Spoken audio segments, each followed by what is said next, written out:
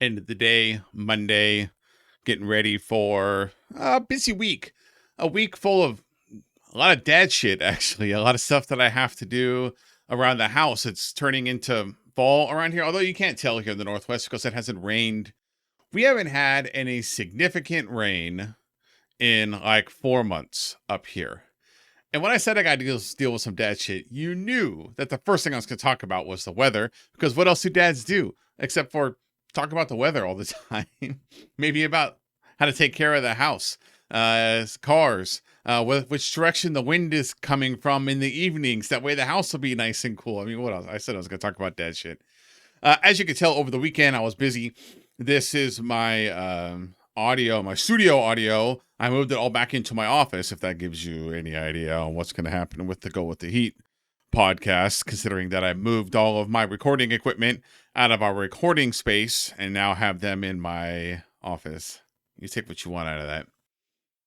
So I moved stuff around. I'm very happy to have this microphone and my pro audio gear in my office and use it for my meetings and recording training videos and obviously this kind of stuff. But, you know, as a remote worker, I spend a lot of time doing things remotely. And it's always very important to me to have a very good audio in all of my meetings. I want to make sure I'm very clear, no echoes, no pounding on keyboards or notifications dinging in the background, no dogs barking. I always make sure that my audio is nice and crisp and clear, and having this stuff now readily available makes that a lot easier.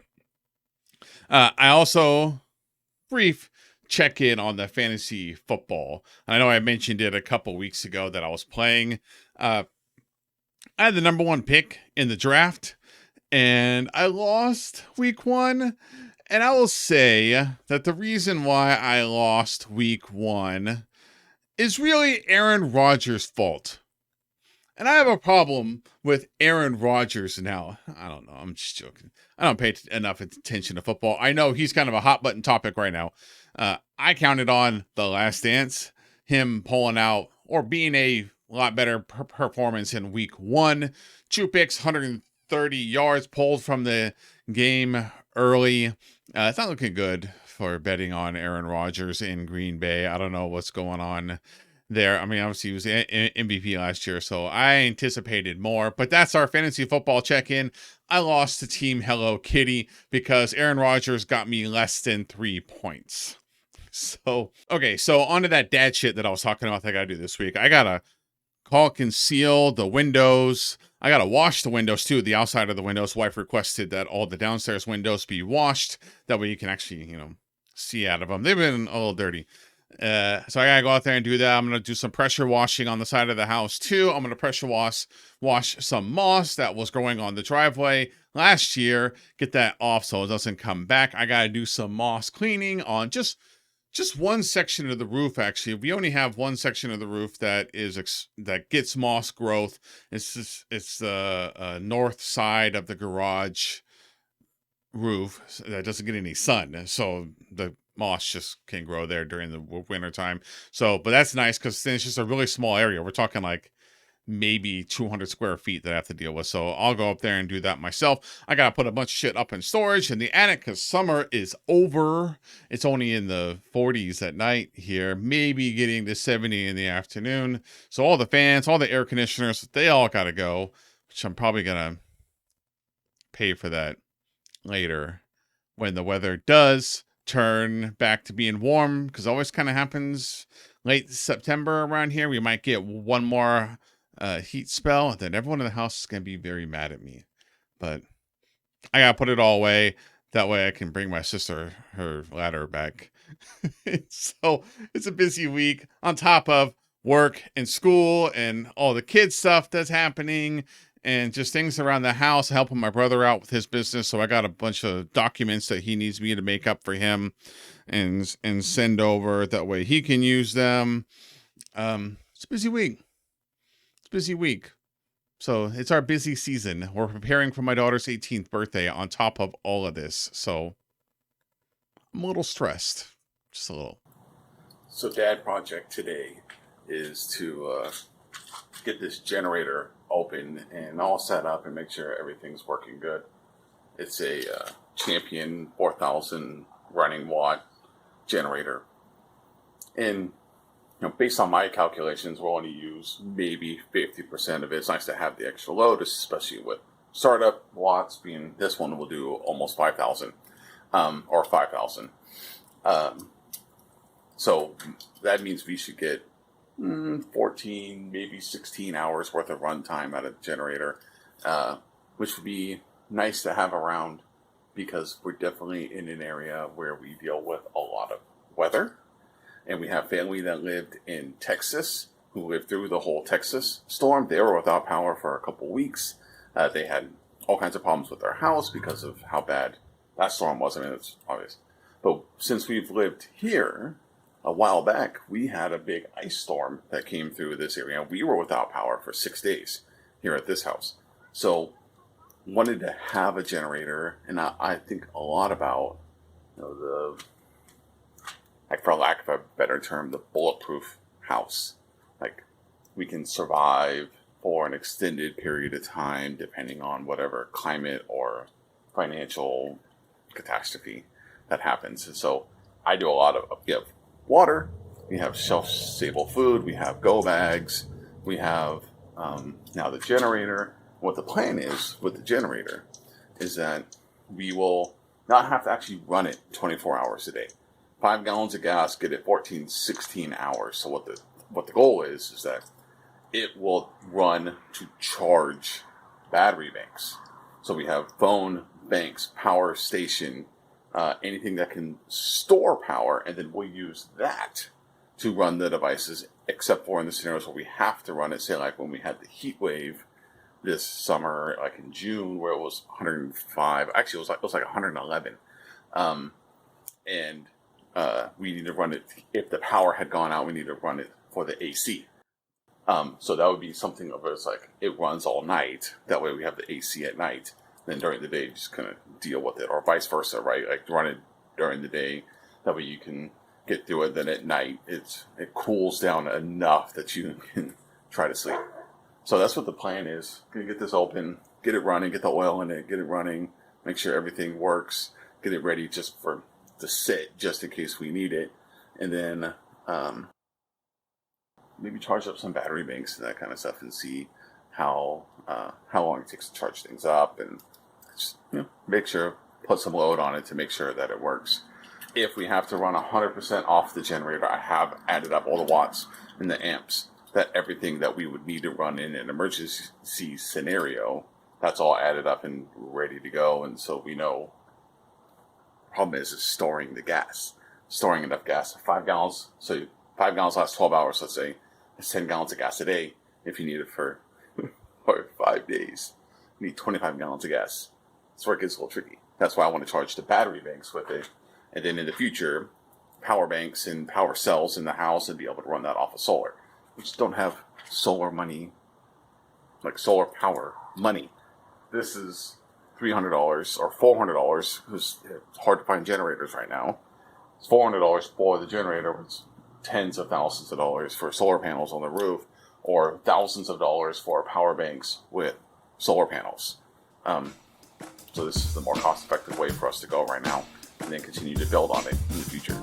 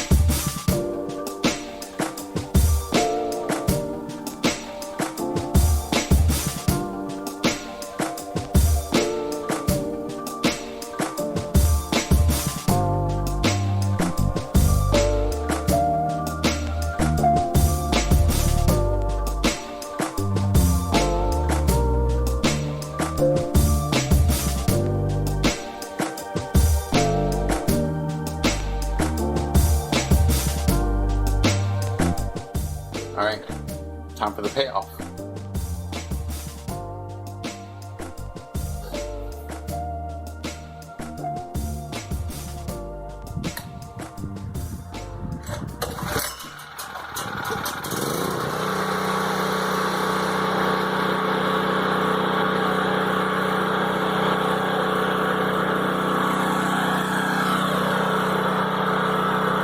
Hey, I realized after putting together the generator, and I've been talking about all the random stuff I got going on this week, I also put new windshield wipers on the car,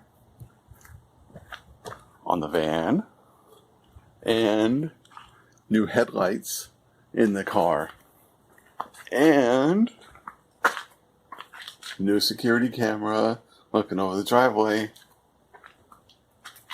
That shit. So let's do a tech check-in. Over these last 6 weeks, or however many weeks it's been since I've started doing these vlogs, I talked a lot about the tech, old tech that I'm getting my hands on. Old laptops, an old phone with that Moto G4 Play. I've been playing around with a lot of stuff. And like I said, it's something that I like to do. I like to refurbish old tech, give it new life, give it life for in 2021, then maybe me use it, or hand it off to someone else that I know that might need a computer or a phone or something like that. So I wanted to go back and talk about how things have been. So first is this guy. This is the one that I've talked the most about. This is the Latitude 6320. This is the one that I talked about where it has the E-module bay. Here it is. It's empty, so I'm going to get to that in a minute. Where you can put in a hard drive. It's got the slice battery that just snaps in, so it adds on a whole bunch of new battery life to it. Works pretty good. I love using it. I still like using it. Obviously, I still have it around. I fancied it up. So, me and Pop OS and me and Minecraft. So I still really like this laptop, but I haven't been using it. Why? Because I talked about not long ago that I got this behemoth, this massive M4700, the Dell Precision workstation laptop. I wasn't using it because it was so big. Chunky is what I would call this thing. It also doesn't have the 1080p screen on it. This has a 1366 by 768 screen. For whatever reason, there were some models that had that, and you can tell by the size of this screen, what, like 768 being that up close to it, it doesn't look the best. But that's okay. I'm not as sensitive to that stuff. But I didn't want to use it just because it was so big and I didn't need a desktop replacement. And then one day, I'm sitting around and I'm like, you know what I'm going to try? I'm going to try taking the hard drive, both of the hard drives out of the 6320 and put them into the M4700. And just because I read that the M4700 has the same E-module, so you can get a adapter that would go into where the CD drive goes. This little guy, and you can put a hard drive. And that's it's like, oh, that's kind of cool. And be a workstation replacement laptop, just enough to go from desk to desk, upstairs to downstairs, one house to another house, and then, but still be a really powerful laptop for 2015 or 2014, whatever year it was that it came out. And then I looked up the E-module adapters to put into the tray, and I'm like, man, that looks an awful like the ones that I have for the 6320. I wonder if it'll fit.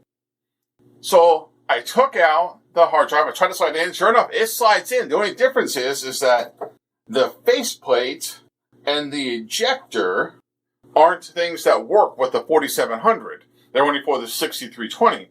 So I just pulled them off and slid right in.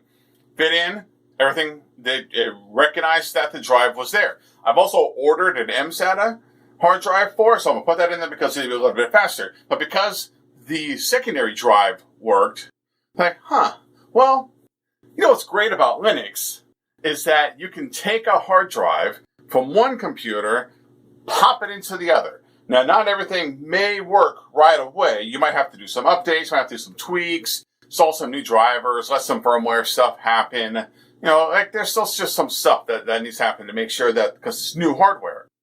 But you know what you don't have to do? You don't have to register the software. You don't have Microsoft saying, this looks like it's a different computer, you need to buy a new license for Windows in order for it to work. You changed your motherboard, there's something wrong here. You don't have to do any of that stuff with Linux because it's all free and open source. So that means you do whatever, you can put it into whatever computer you want. No joke. I took the SSD out of this 6320, put it into this M4700, it booted up, recognized the secondary disk, and everything. Everything worked just fine. The only thing I had to do was change some FS tab mounts because the drive name is different, so I had to modify that a little bit. And then the M4700 has the Quattro K1000 GPU in it, where the 6320 doesn't have any GPU. So I ran, in Pop! OS, I ran some updates.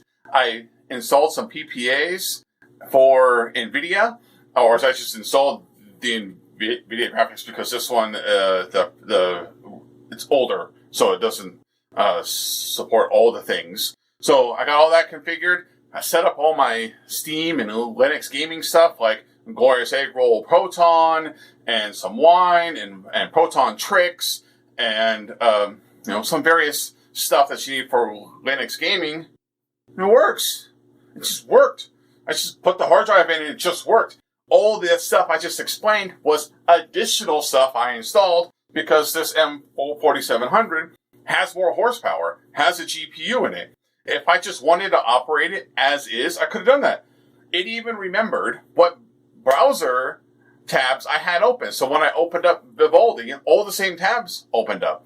All my same software opened up. Everything worked as if nothing had changed. I just moved it from one computer to the other. The operating system behaved like, cool, this is where we live now? All right, let's do it. Everything else I just installed because this thing has more horsepower. So I've been on the 4700 for about 2 weeks now, a week and a half, I would say. Works good. It's heavy. Hard to use like on the couch, that kind of stuff. Works great for gaming, light gaming, Minecraft. That's in the video where it showed all three of us, me and my two youngest daughters playing Minecraft. That's one of them was playing on this whole 4700, 60 frames a second. Everything worked great. Minecraft runs great on it. Some of the other games that I've been playing work great. Obviously, streaming works good. I've been playing xCloud and the browser works great. Absolutely no problems. So, been working on that. Then, got my hands on a Pixel 3. And don't ask me why it came up. I just kind of messaged out like, hey, family and friends, if anyone's got an old phone, I'd be interested. And then a Pixel 3 landed in my lap. So, thank you, Dan, for the phone. It's got a bad USB-C port. So you have to like jiggle a little bit to get the cable just right. I don't use wired headphones. I have Bluetooth headphones, even though I complain all the time about not having a 3.5 millimeter headphone jack. But USB-C port, it's a problem. Can't plug in the charger into it. You can, the right cable, snug fit, get it at the angle just right. Which means that the cable it's just going to keep getting worse and worse and worse.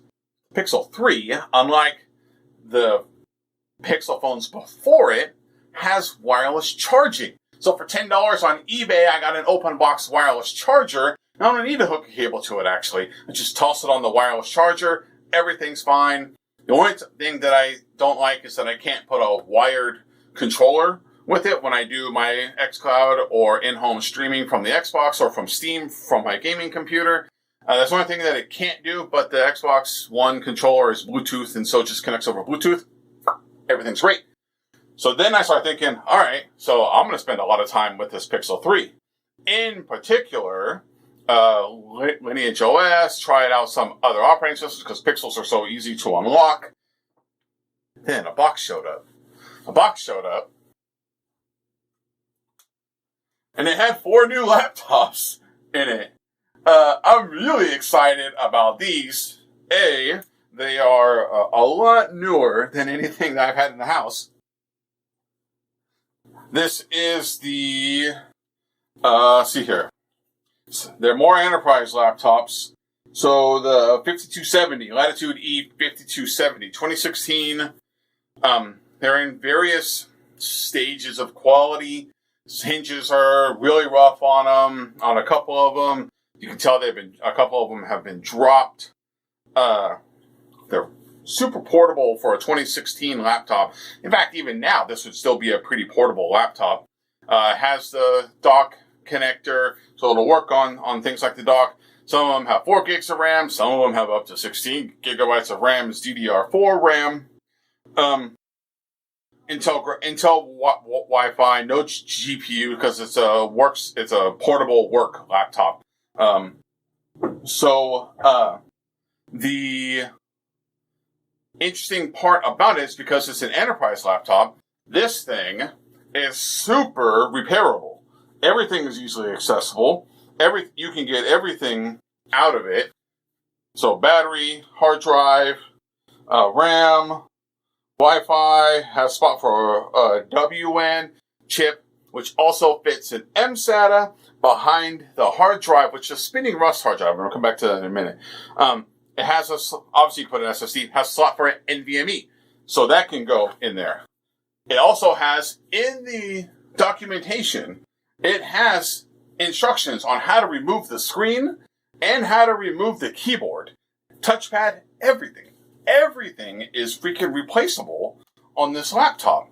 So I'm super excited to dig into them because I want to turn them into like Chrome OS laptops and give them out to people in the neighborhood, people that I know that have like kids or adults that are in need of a quality computer. I get them set up as basically like a Chromebook. Obviously, there's Cloud Ready OS, which is owned by Google now, but there's all kinds of other options that make it so that you can turn these into essentially Chromebooks, and then they would work for a whole bunch of people. So I got 4 of them. I'm gonna get them set up. I gotta get some chargers for them. I have a couple, but I don't have enough. I'm gonna get them set up as best as I can, and then see if I can find people to be able to give them to. I have some people locally that I need to get a hold of and see if they want them, or if they know anyone that needs them. There's also, so I want to come back to enterprise hardware, and this is something that's always really interesting to me. When this laptop was new, you could buy it. It was up to like $1,400. But it came with a spinning Rust 7200 RPM traditional 2.5-inch hard drive. It has a 1366 by 768 screen. I know in 2016 they were super common. But for enterprise laptops, it's always really interesting to me the number of laptops that have very interesting compromises for what they have in there. Like, you have a Core i5, can't remember the generation of the processor, but it's a pretty good processor, 16 gigabytes of RAM, but then not have an SSD, only have a 768 screen. It's interesting. The Precision laptop, right? Same thing. Spinning Rust hard drive, but has a slot for mSATA. So it didn't come with that stuff in there. And the 6320, like that, all 3 of these all have the same 1366 by 768 screens. Just interesting in the trade-offs that come with enterprise hardware and why they put certain things in, certain things are upgrades and certain things aren't. Drop protection, dust protection, water resistance, those things all make total sense, but not a non-HD screen, not even an SSD. It's always really interesting to me on how they work. So the tech stuff, every day seems like something new, some new toy comes in and I have a chance to play with it. So coming soon, updates on these 5270s and where they're going and what I have installed on them, what's happening with that Pixel 3. So I really want to get into that. And then, all the other stuff I have around. I got 9 laptops right now. Maybe a little too much. I'm cleaning the outside of the windows with the pressure washer. I'm going to scrub them, I'm going to squeegee them, and at the wife's request, because it's been like 10 years since we've done it. So that's the project today. Of course, it's the Northwest, and it's September, so it's raining. So I'm going to be out here doing it in the rain because I didn't get it done earlier in the week. I did want to highlight my dad. I can have a dad highlight. I got this kit. It's got a scrub, a squeegee. They only fit on their branded poles. Fuck no, they don't. So I just drilled a hole through this paint stick, modified it a little bit, saved myself $30, so I don't have to get it, and then it can fit on, any pole that I want to. Just drill the hole through it. They did try something sneaky though, which is the hole on one side and the hole on the other on different spots. So drill fix that too. Oh, that's I'm gonna get to washing and scrubbing. We're gonna pressure wash. We're gonna scrub. We're gonna pressure wash again. Then we're gonna squeegee.